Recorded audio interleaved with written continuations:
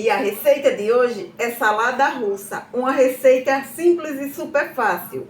Vamos lá no passo a passo? No refratário eu vou adicionar 3 batatas cozidas cortadas em cubos, uma cenoura cozida picada, uma xícara de chá de ervilha, 150 gramas de presunto picado, também pode ser mortadela, 5 picles picados, 3 ovos cozidos picados, meia cebola picada, 4 colheres de sopa de maionese, aí mistura tudo super bem, sal a gosto, mistura novamente, leva à geladeira por 1 hora.